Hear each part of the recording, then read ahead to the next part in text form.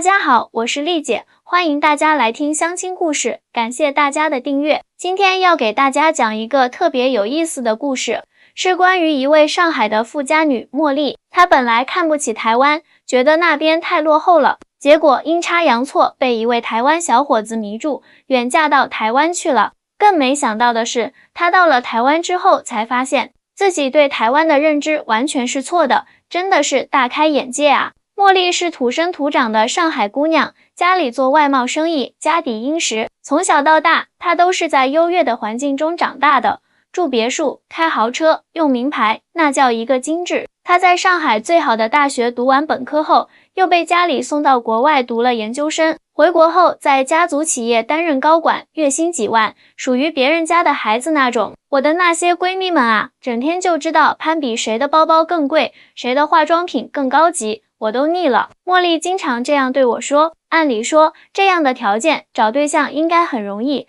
但茉莉偏偏挑剔得很，看谁都不顺眼。有一次，我给她介绍了一位同样家境不错的上海小伙，两人吃了顿饭，茉莉回来就跟我抱怨，丽姐，你介绍的这个人也太没意思了吧，一顿饭吃下来，除了炫耀自己家里有多少房子，车子是什么型号，就没其他话题了，俗死了。还有一次，我介绍了一位在知名互联网公司工作的小伙子，工资待遇都很可观。茉莉又嫌人家没见识，思想太局限。就这样，茉莉一直单着，眼看着都28、9了，家里人急得不行。她妈妈经常来找我商量，丽姐啊，你一定要帮帮我们家茉莉，她这个眼光，这辈子怕是嫁不出去了，真是世事难料。就在大家都觉得茉莉这辈子可能要打光棍的时候，一次偶然的机会，她在一个商务论坛上认识了来自台湾的阿翔。阿翔是台中人，在台湾经营着一家设计工作室，这次来上海是参加设计展览。两人一见面，茉莉就被阿翔的气质吸引住了。丽姐，他跟上海那些男生不一样，不浮夸，很踏实，言谈举止间透着一种特别的魅力。茉莉红着脸跟我说。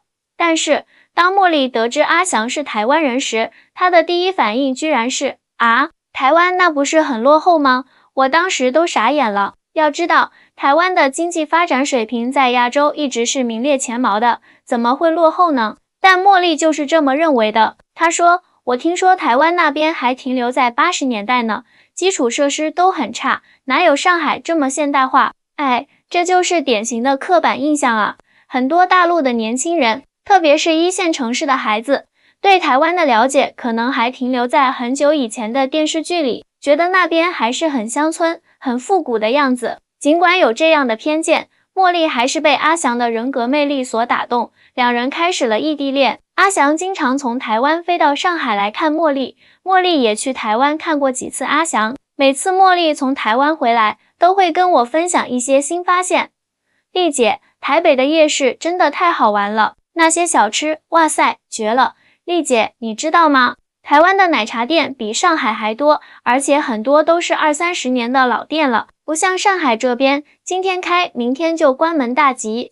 丽姐，台湾的便利店真的超方便的，什么事情都能办，缴费、寄包裹、买车票，甚至还能代收快递，比我们这边的全家和罗森功能多多了。渐渐的，茉莉对台湾的偏见慢慢消除，甚至有点喜欢上了台湾的生活方式。阿翔也很有耐心，每次都会带茉莉去体验不同的台湾文化，从北到南，从都市到乡村，让茉莉看到了一个立体的、真实的台湾。经过2年的异地恋，阿翔向茉莉求婚了。这个消息一出，茉莉家里可炸开锅了。嫁到台湾去，那不是要离家万里吗？而且台湾那么穷，你过去会吃苦的。茉莉的妈妈坚决反对，你在上海条件这么好，干嘛要去台湾受罪啊？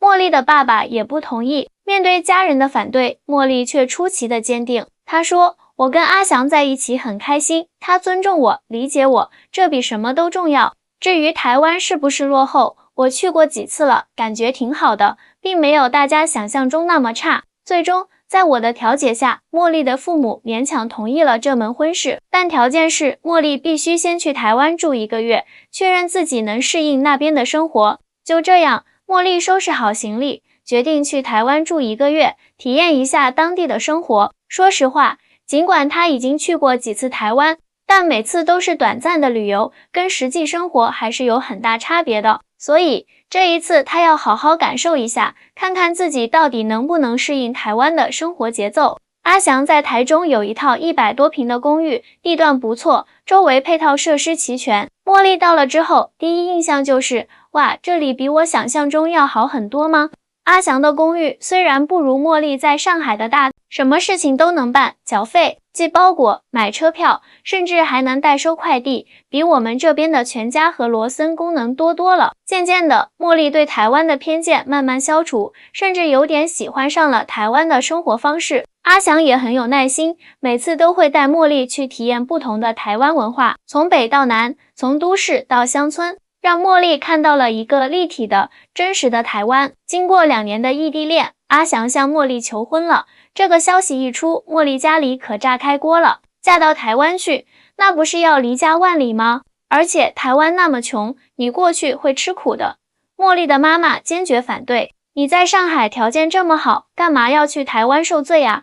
茉莉的爸爸也不同意。面对家人的反对，茉莉却出奇的坚定。她说，我跟阿翔在一起很开心，他尊重我，理解我，这比什么都重要。至于台湾是不是落后，我去过几次了，感觉挺好的，并没有大家想象中那么差。最终，在我的调解下，茉莉的父母勉强同意了这门婚事，但条件是茉莉必须先去台湾住1个月，确认自己能适应那边的生活。就这样，茉莉收拾好行李，决定去台湾住1个月，体验一下当地的生活。说实话，尽管他已经去过几次台湾，但每次都是短暂的旅游，跟实际生活还是有很大差别的。所以这一次他要好好感受一下，看看自己到底能不能适应台湾的生活节奏。阿翔在台中有一套100多平的公寓，地段不错，周围配套设施齐全。茉莉到了之后，第一印象就是，哇，这里比我想象中要好很多嘛。阿翔的公寓虽然不如茉莉在上海的大，但装修得很温馨，而且周围环境特别好。小区里绿树成荫，空气清新，完全没有上海那种钢筋水泥的压抑感。茉莉第一天就惊讶地发现，台湾的生活成本其实比上海低不少。丽姐，你知道吗？这边的水果蔬菜价格只有上海的1半，而且都是当天采摘的新鲜货，不像上海，很多都是冷库里存了好久的。还有啊，这边的餐厅一顿正餐才100多元新台币，换算下来也就20-30人民币，但分量足得不得了。重点是食材超级新鲜，台湾的公共交通也让茉莉刮目相看。丽姐，台湾的公交车、捷运准点的不得了，而且特别干净，没有人大声喧哗，也没有人推推搡搡，大家都很自觉地排队。最让我震惊的是，这边的公交车司机会等老人家坐稳了才开车，完全不像上海的公交车，根本不管你坐没坐稳就猛踩油门。最让茉莉感到惊讶的是台湾的医疗体系。有一次，她不小心感冒了，阿翔带她去了当地的诊所。丽姐，你猜怎么着？我去看医生，全程只花了30分钟，挂号、看医生、拿药，一气呵成，而且只花了几百元新台币。换算下来不到100人民币。最重要的是，医生态度超级好，问东问西的，特别细心，一点都不像上海的医院，排队3小时，看病3分钟。茉莉还发现，台湾的便利店真的是太方便了。丽姐，台湾的便利店简直就是万能的，不仅可以寄快递、缴水电费，还能买高铁票、打印文件、复印证件，甚至还能代收包裹。我有次忘带钥匙了，阿翔说没关系，让我去便利店用身份证取钱，然后找开锁公司，全程不用他操心，我自己就搞定了。这在上海根本不可能实现啊！还有台湾的夜市文化也深深吸引了茉莉。丽姐，台中的逢甲夜市简直就是美食的天堂，各种小吃琳琅满目，价格又实惠，100多元新台币就能吃到撑。而且夜市里不仅有吃的，还有各种小游戏、手工艺品，特别有生活气息。这跟上海那些高大上但没什么人气的商场完全是2种感觉。当然，茉莉也遇到了一些不适应的地方，比如台湾的节奏确实比上海慢不少。丽姐，台湾这边的人做事真的很慢，办个手续可能要等好几天。还有很多店铺下午2点到5点是休息时间，根本不营业，这在上海是不可想象的。不过慢慢的，茉莉竟然开始享受这种慢节奏的生活。丽姐，说真的，一开始我觉得台湾人做事太慢了，效率低下，但是住久了才发现，其实是我们大陆人太着急了。台湾人讲究的是生活品质，不是效率。比如这边的咖啡店，服务员不会催你快点喝完走人，而是让你可以慢慢品味，享受那份悠闲。久而久之，我的心态也变了，不再那么浮躁，整个人都轻松了不少。在台湾住了1个月后，茉莉做出了决定，她要嫁给阿翔，在台湾定居。丽姐，我决定了，我要嫁给阿翔。台湾的生活虽然没有上海那么繁华，但是更加舒适自在。最重要的是，阿翔真的很爱我，尊重我，这比什么都重要。当茉莉把这个决定告诉父母时，他们还是有些担忧。你真的考虑清楚了吗？台湾毕竟跟上海不一样，你习惯了上海的生活，突然去台湾可能会不适应。茉莉很坚定地说，爸妈，你们放心吧，我已经在台湾住了1个月，感觉很好。其实台湾并不像我们想象的那么落后，反而在很多方面比上海还要发达。而且阿翔真的是个很好的人，他会照顾好我的。在我的劝说下，茉莉的父母终于同意了这门婚事。于是茉莉和阿翔在台中举行了一场温馨的婚礼。婚后的生活，茉莉适应的出乎意料的好，她很快就融入了台湾的生活圈，甚至开始学习闽南语，跟邻居们打成一片。丽姐，台湾这边的邻里关系真的太好了，我们小区的邻居经常互相串门，一起吃饭，一起去夜市，一起参加社区活动，这在上海是不可想象的。我在上海住了20多年，连隔壁住的是谁都不知道。茉莉还发现，台湾的人际关系特别单纯。丽姐，台湾这边的人真的很质朴，说话做事都很直接，不会拐弯抹角，而且他们对待朋友特别真诚，不会因为你有钱没钱而区别对待，这点跟上海差别很大。在上海，人际关系往往都是利益至上，很功利。不仅如此，茉莉还发现台湾的生活品质其实比上海高不少。丽姐，台湾的空气质量真的太好了，每天早上起来空气清新的不得了，完全不像上海，动不动就雾霾。还有，这边的食品安全做得特别好，几乎看不到地沟油、假冒伪劣的食品，吃得特别放心。最让茉莉感到惊喜的是，台湾的消费观念跟上海完全不同。丽姐，你绝对想不到，台湾这边的人根本不讲究什么名牌，他们更看重的是实用性和性价比。街上很少看到拎着名牌包包、穿着名牌衣服的人，大家都很朴素，但是这并不影响他们的生活质量。茉莉说，台湾人特别注重生活的仪式感，但不是通过昂贵的物质来实现的。这边的人会为了一顿家庭聚餐精心准备好几天，会为了一次出游提前计划1个月，会为了一个小小的生日惊喜绞尽脑汁。他们把钱花在刀刃上，注重的是体验和感受，而不是外在的炫耀。丽姐，你知道吗？阿翔的工作室虽然不大，但是做的都是精品项目，他更注重作品的质量和口碑，而不是单纯的追求数量和规模。这种工作态度在台湾很普遍，大家都追求精益求精，而不是快速扩张。在台湾生活了半年后，茉莉完全颠覆了自己对台湾的认知。丽姐，说实话，以前我真的很无知，觉得台湾落后、穷困。现在我才发现，台湾的发达是一种内在的、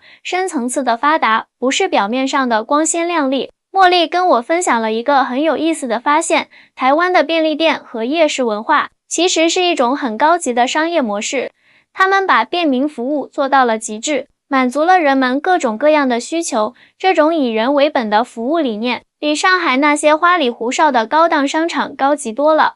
还有台湾的教育理念也让茉莉大开眼界。丽姐，台湾这边的教育真的太人性化了，孩子们从小学开始就有很多实践课程，比如种植、烹饪、手工制作等等，不像上海的孩子从小就被困在题海中，除了考试什么都不会。而且台湾的家长特别注重孩子的全面发展，不会一味的逼孩子读书考试，他们更在意孩子是否快乐，是否有自己的兴趣爱好。这种教育理念真的很先进。在台湾待久了，茉莉也发现了台湾社会的一些问题。丽姐，台湾这边的年轻人确实面临着一些压力，比如房价高、薪资低等等。但是他们并没有因此而失去对生活的热爱，反而更加珍惜当下，享受生活的每一刻。这种积极乐观的生活态度真的很值得我们学习。还有，台湾的老人家都很有尊严，很独立，他们不会过度依赖子女，很多70、80岁的老人还在工作，在学习新东西。这种老有所为的状态，比起上海那些整天打麻将、跳广场舞的老人要积极多了。茉莉在台湾的生活越来越顺心，她甚至开始了自己的事业。丽姐，我在台中开了一家小店，专门卖上海的特色小吃，没想到生意特别好，台湾人对上海的美食很感兴趣呢。最令我惊讶的是，开店的流程特别简单，政府的服务态度特别好，完全没有遇到各种刁难和拖沓。这跟上海那种办事难、门槛高的情况完全不同。茉莉的父母也来台湾探望过她几次，每次都带着满满的担忧来，带着满满的惊喜走。丽姐，我爸妈第一次来台湾，本来以为会看到一个落后的地方，结果发现这里的生活质量居然比上海还高。他们现在每年都要来住上1、2个月，说是台湾的空气好，心情也好。2年后，茉莉和阿翔有了一个可爱的宝宝。丽姐，台湾这边的生育福利真的太好了，政府补贴、产假、育儿津贴一样都不少，而且这边的医疗服务特别人性化，从产检到生产，医生和护士都特别细心、耐心，这跟上海那种忙乱的医院氛围完全不同。还有，台湾这边的幼儿园理念特别先进，注重孩子的自然成长和个性发展，不会过早的灌输知识，而是培养孩子的好奇心和探索精神。这让我觉得孩子在这里长大会是一件很幸福的事情。现在，茉莉已经完全融入了台湾的生活，她说自己再也离不开这片土地了。丽姐，如果没有遇到阿翔，我可能一辈子都不会知道台湾的美好。我以前总是站在上海的角度看世界，觉得只有上海那种快节奏、高效率的生活才是发达的象征。现在我才明白，发达不只是高楼大厦、豪车名表，更是一种生活态度，一种社会氛围。台湾虽然没有上海那么繁华，但它有着自己独特的魅力。这里的人们懂得生活，懂得享受，懂得珍惜身边的人和事。这种内在的富足，比外在的物质富有更加难能可贵。茉莉的故事让我深受触动。其实不仅是她，很多来自大陆的姑娘嫁到台湾后都有类似的感受。她们发现台湾并不是她们想象中的落后地区，而是一个有着自己独特魅力的地方。这也让我想起了另一位来自北京的姑娘小雨，她嫁到台南后也经历了从偏见到认同的转变。丽姐，台湾的生活太有质感了，这里的人不追求表面的浮华，而是注重内在的充实。每天早上起来，看到蓝天白云，闻到新鲜的空气，心情都特别好。还有一位来自深圳的姑娘小林，她嫁到花莲后，爱上了那里的慢生活。丽姐，花莲的生活节奏特别慢，一开始我很不习惯，总觉得浪费时间，但是久而久之，我发现这种慢节奏其实是一种智慧，它让人有更多的时间思考、感受、享受生活。回顾茉莉的故事，我想说的是，无论是大陆还是台湾，都有各自的优缺点。重要的是，我们要放下偏见，用开放的心态去了解、感受不同的文化和生活方式。只有这样，我们才能发现更多的美好，获得更多的幸福。最后，我想对所有即将踏入婚姻的姑娘们说，选择一个人共度一生，最重要的不是他来自哪里，有多少钱，而是他是否尊重你、理解你、爱护你。茉莉能够遇到阿翔这样的好男人，是她的幸运。而阿翔能够遇到一个愿意为爱情远嫁的茉莉，何尝不是他的幸运呢？好了，今天的故事就讲到这里，希望大家喜欢。下期我们将继续带来更多精彩的相亲故事，敬请期待。我是丽姐，感谢大家的收听，我们下期再见。